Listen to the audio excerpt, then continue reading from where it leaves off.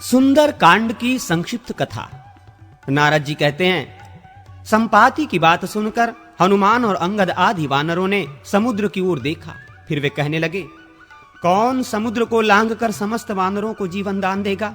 वानरों की जीवन रक्षा और श्री रामचंद्र जी की कार्य की प्रकृष्ट सिद्धि के लिए पवन कुमार हनुमान जी 100 योजन विस्तृत समुद्र को लांघ गए। लांघते समय अवलंबन देने के लिए समुद्र से मैनाक पर्वत उठा। हनुमान जी ने दृष्टि मात्र से उसका सत्कार किया। फिर छाया ग्राहणी सिंहिका ने सिर उठाया। वो उन्हें अपना ग्रास बनाना चाहती थी, इसलिए हनुमान जी ने उसे मार गिराया। समुद्र के पार जाकर उन्होंने लंकापुरी देखी, राक्षसों के घरों में खोज की। लंका के अंतःपुर में तथा कुंभकर्ण, विभीषण, इंद्रजीत तथा अन्य राक्षसों के ग्रहों में जा जाकर तलाशी की। मद्यपान के स्थानों आदि में भी चक्कर लगाया, किंतु कहीं भी सीता उनकी दृष्टि में नहीं पड़ी। अब वे बड़ी चिंता में पड़े। अंत में जब अशोक वाटिका की ओर गए तो वहां शिशंपा वृक्ष के नीचे सीता जी उन्हें बैठी दिखाई दी। वहां राक्षसियां उनकी रखवाली कर रही थीं। हनुमान जी ने शिशंपा वृक्ष पर चढ़कर देखा, रावण सीता से कह रहा था, तू मेरी स्त्री हो जा, किंतु वे स्पष्ट शब्दों में ना कर रही थीं। वहां बैठी हुई राक्षसियां भी यही कहती थीं, तू रावण की स्त्री हो जा। जब रावण चला गया तो हनुमान जी ने इस प्रकार कहना आरंभ किया। अयोध्या में दशरथ नाम वाले एक राजा थे। उनके 2 पुत्र राम और लक्ष्मण वनवास के लिए गए थे। वे दोनों भाई श्रेष्ठ पुरुष हैं। उनमें श्री रामचंद्र जी की पत्नी जनक कुमारी सीता तुम ही हो। रावण तुम्हें बलपूर्वक हर ले आया है। श्री रामचंद्र जी इस समय वानर राज सुग्रीव के मित्र हो गए हैं। उन्होंने तुम्हारी खोज करने के लिए ही मुझे भेजा है। पहचान के लिए गूढ़ संदेश के साथ श्री रामचंद्र जी ने अंगूठी दी है, ये अंगूठी ले लो। सीता जी ने अंगूठी ले ली। उन्होंने वृक्ष पर बैठे हुए हनुमान जी को देखा। फिर हनुमान जी वृक्ष से उतरकर उनके सामने आ बैठे।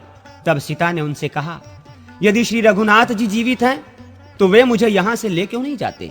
इस प्रकार शंका करती हुई सीता जी से हनुमान जी ने इस प्रकार कहा, देवी सीते, तुम यहां हो ये बात श्री रामचंद्र जी नहीं जानते।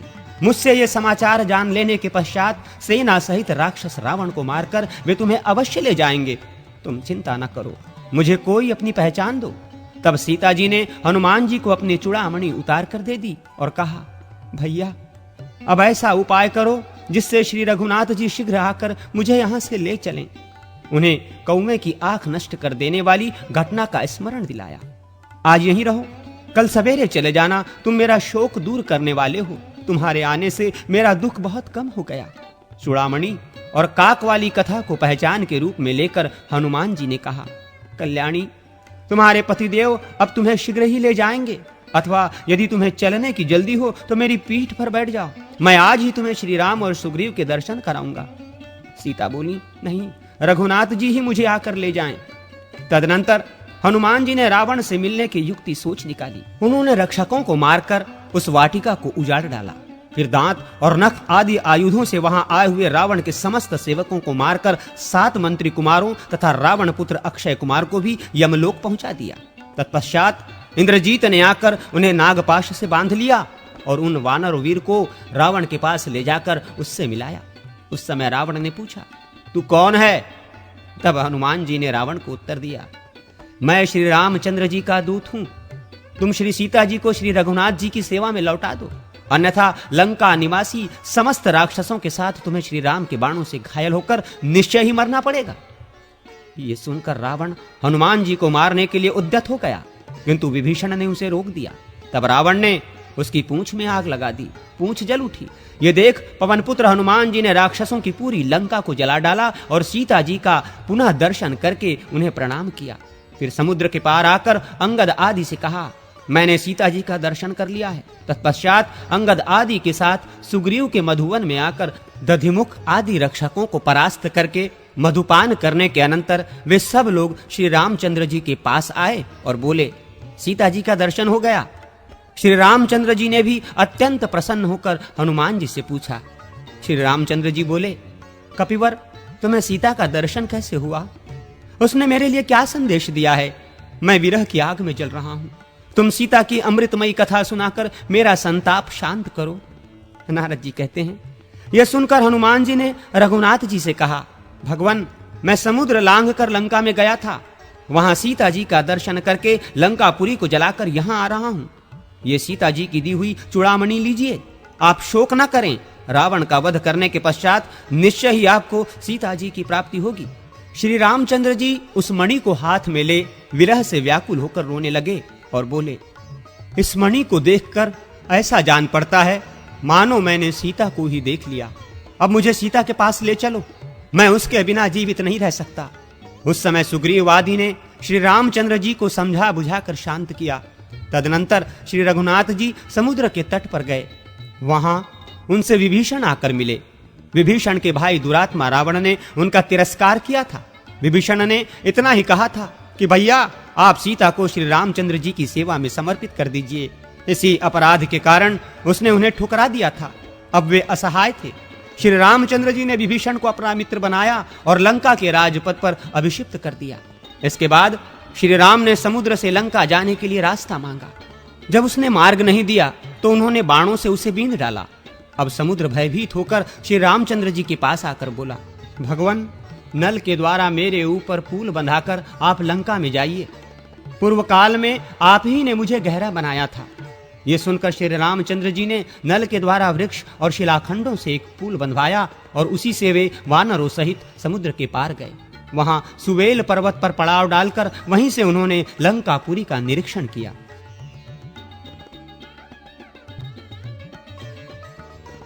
युद्ध कांड की संक्षिप्त कथा। नारद जी कहते हैं, तदनंतर श्री रामचंद्र जी के आदेश से अंगद रावण के पास गए और बोले, रावण, तुम जनक कुमारी सीता को ले जाकर शीघ्र ही श्री रामचंद्र जी को सौंप दो, अन्यथा मारे जाओगे। ये सुनकर रावण उन्हें मारने को तैयार हो गया। अंगद राक्षसों को मार पीट कर लौट आए और श्री रामचंद्र जी से बोले, भगवान, रावण केवल युद्ध करना चाहता है। अंगद की बात सुनकर श्री राम ने वानरों की सेना साथ ले युद्ध के लिए लंका में प्रवेश किया।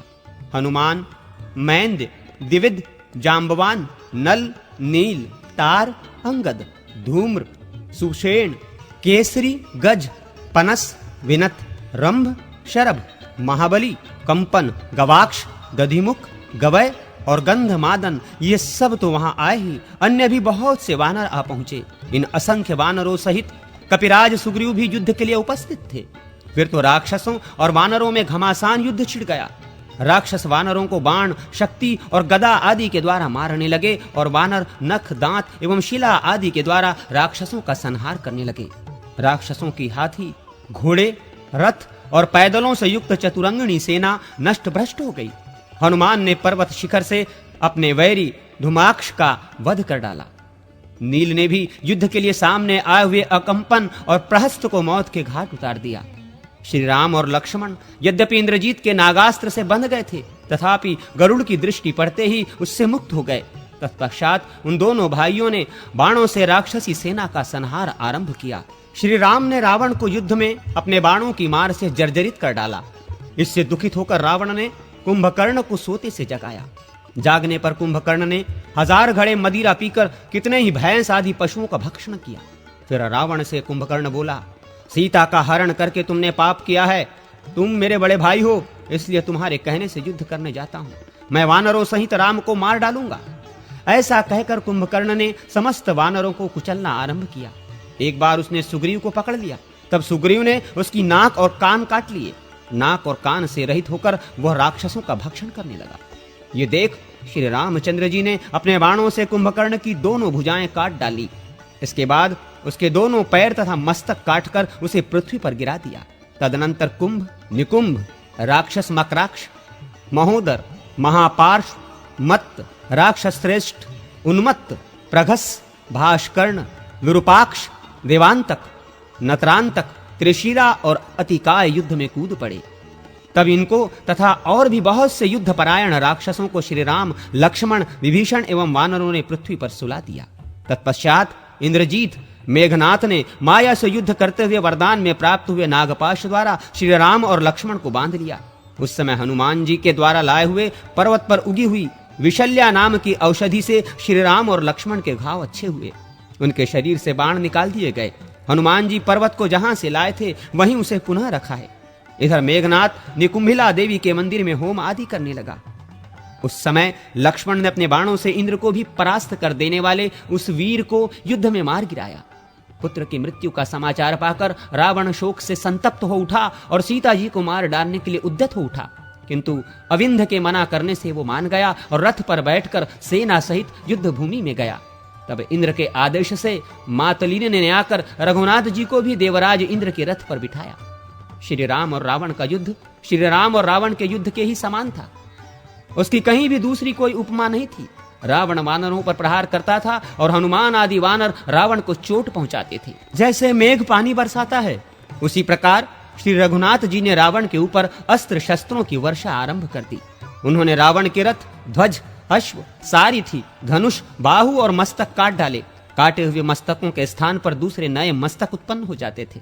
ये देखकर श्री रामचंद्र जी ने ब्रह्मास्त्र के द्वारा रावण का वक्ष स्थल विदीर्ण करके उसे रणभूमि में गिरा दिया। उस समय मरने से बचे हुए सब राक्षसों के साथ रावण की अनाथा स्त्रियां विलाप करने लगी। तब श्री रामचंद्र जी की आज्ञा से विभीषण ने उन सब को सांत्वना दे रावण के शव का दाह संस्कार किया। तदनंतर श्री रामचंद्र जी ने हनुमान जी के द्वारा सीता जी को बुलवाया।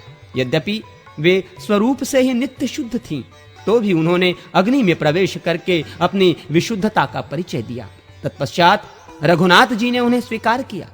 इसके बाद इंद्रादि देवताओं ने उनका स्तवन किया। फिर ब्रह्मा जी तथा स्वर्गवासी महाराज दशरथ ने आकर स्तुति करते हुए कहा, श्री राम, तुम राक्षसों का संहार करने वाले साक्षात श्री विष्णु हो। फिर श्री राम के अनुरोध से इंद्र ने अमृत बरसाकर मरे हुए वानरों को जीवित कर दिया। समस्त देवता युद्ध देखकर श्री रामचंद्र जी के द्वारा पूजित हो स्वर्गलोक में चले गए। श्री रामचंद्र जी ने लंका का राज्य विभीषण को दे दिया और वानरों का विशेष सम्मान किया। फिर सबको साथ ले सीता सहित पुष्पक विमान पर बैठकर श्री राम जिस मार्ग से आए थे उसी से लौट चले। मार्ग में वे सीता को प्रसन्न चित्त होकर वनों और दुर्गम स्थानों को दिखाते जा रहे थे। प्रयाग में महर्षि भरद्वाज को प्रणाम करके वे अयोध्या के पास नंदी ग्राम में आए। वहां भरत ने उनके चरणों में प्रणाम किया। फिर वे अयोध्या में आकर वहीं रहने लगे। सबसे पहले उन्होंने महर्षि वशिष्ठ आदि को नमस्कार करके क्रमशः कौसल्या, कैकेयी और सुमित्रा के चरणों में मस्तक झुकाया। फिर राज्य ग्रहण करके ब्राह्मणों आदि का पूजन किया। अश्वमेघ यज्ञ करके उन्होंने अपने आत्म स्वरूप श्री वासुदेव का यजन किया। सब प्रकार के दान दिए और प्रजाजनों का पुत्रवत पालन करने लगे। उन्होंने धर्म और कामादि का भी सेवन किया तथा वे दुष्टों को सदा दंड देते रहे। उनके राज्य में सब लोग धर्मपरायण थे तथा पृथ्वी पर सब प्रकार की खेती फली फूली रहती थी। श्री रघुनाथ जी के शासन काल में किसी की अकाल मृत्यु भी नहीं होती थी। उत्तर कांड की संक्षिप्त कथा। नारद जी कहते हैं, जब रघुनाथ जी अयोध्या के राज सिंहासन पर आसीन हो गए, तब अगस्त आदि महर्षि उनका दर्शन करने के लिए गए। वहां उनका भली भांति स्वागत सत्कार हुआ। तदनंतर उन ऋषियों ने कहा, भगवान, आप धन्य हैं जो लंका में विजयी हुए और इंद्रजीत जैसे राक्षस को मार गिराया। अब हम उनकी उत्पत्ति कथा बतलाते हैं, सुनिए। ब्रह्मा जी के पुत्र मुनिवर पुलत्स हुए और पुलत्स से महर्षि विशर्वा का जन्म हुआ। उनकी दो पत्नियां थीं, पुण्योत्कटा और कैकसी। उनमें पुण्योत्कटा ज्येष्ठ थी। उसके गर्भ से धनाध्यक्ष कुबेर का जन्म हुआ। कैकसी के गर्भ से पहले रावण का जन्म हुआ, जिसके 10 मुख और 20 भुजाएं थी। रावण ने तपस्या की और ब्रह्मा जी ने उसे वरदान दिया, जिससे उसने समस्त देवताओं को जीत लिया। कैकसी के दूसरे पुत्र का नाम कुंभकर्ण और तीसरे का विभीषण था। कुंभकर्ण सदा नींद में ही पड़ा रहता था, किंतु विभीषण बड़े धर्मात्मा हुए। इन तीनों की बहन शूर्पणखा हुई। रावण से मेघनाथ का जन्म हुआ। उसने इंद्र को जीत लिया था, इसीलिए इंद्रजीत के नाम से उसकी प्रसिद्धि हुई।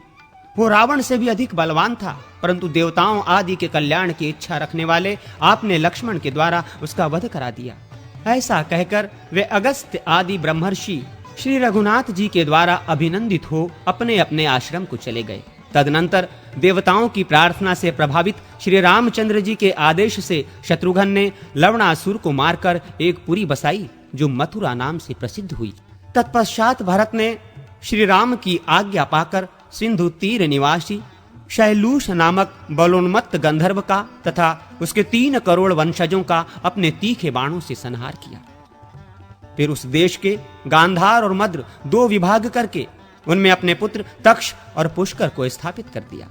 इसके बाद भरत और शत्रुघ्न अयोध्या में चले आए और वहां श्री रघुनाथ जी की आराधना करते हुए रहने लगे। श्री रामचंद्र जी ने दुष्ट पुरुषों का युद्ध में संहार किया और शिष्ट पुरुषों का दान आदि के द्वारा भली भांति पालन किया। उन्होंने लोकापवाद के भय से अपनी धर्मपत्नी सीता को वन में छोड़ दिया था। वहां वाल्मीकि मुनि के आश्रम में उनके गर्भ से 2 श्रेष्ठ पुत्र उत्पन्न हुए, जिनके नाम कुश और लव थे। उनके उत्तम चरित्रों को सुनकर श्री रामचंद्र जी को भली भांति निश्चय हो गया कि ये मेरे ही पुत्र हैं। तत्पश्चात उन दोनों को कौशल के 2 राज्यों पर अभिषिक्त करके मैं ब्रह्म हूँ, इसकी भावना पूर्वक ध्यान योग में स्थित होकर उन्होंने देवताओं की प्रार्थना से भाइयों और पूर्ववासियों सहित अपने परम धाम में प्रवेश किया। अयोध्या में 11,000 वर्षों तक राज्य करके वे अनेक यज्ञों का अनुष्ठान कर चुके थे। उनके बाद सीता के पुत्र कौशल जनपद के राजा हुए। अग्निदेव कहते हैं, वशिष्ठ जी, देवर्षि नारद से यह कथा सुनकर महर्षि वाल्मीकि ने विस्तार पूर्वक रामायण नामक महाकाव्य की रचना की। जो इस प्रसंग को सुनता है वो स्वर्गलोक को जाता है।